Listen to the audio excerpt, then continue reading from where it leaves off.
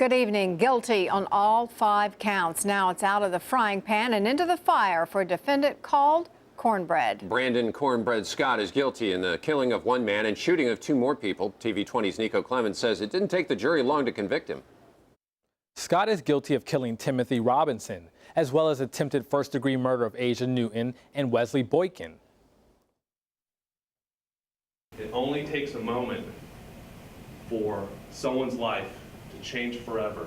The prosecution says that on January 13, 2013, Scott fired 6 shots from an AR-15 assault rifle and shot 3 people in Robinson's home in Archer. They say Scott was angry about losing $100 in a card game the week before. Scott picked up Robinson's rifle as Robinson and Lamario Howard confronted him. Statements from multiple people who told you that as Brandon Scott's holding the gun, he says, "I ain't finna shoot y'all, I'm just looking at it," right?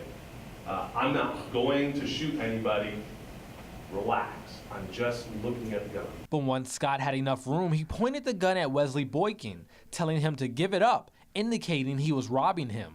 And that's when Brandon Scott then points the rifle at Timothy Robinson. And he says to Timothy Robinson, "All I want is my $100. The prosecution says Scott was surrounded by the evidence of his crimes and tried to hide the weapon in a field near the home. The rifle later discovered covered in sugar sand.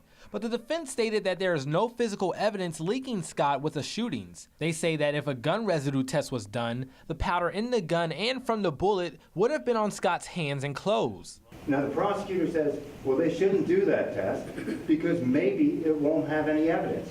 Maybe you won't get any evidence out of it. But you saw the efforts they made with the DNA and the fingerprints. They searched for that evidence.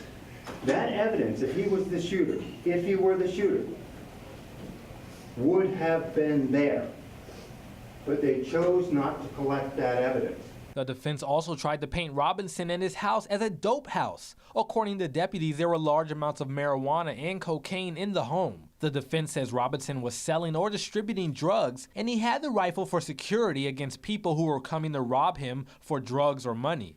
You have to rely on 3 witnesses from a dope hole.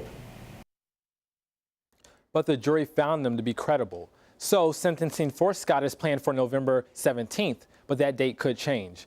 Nico Clemens, TV 20 News.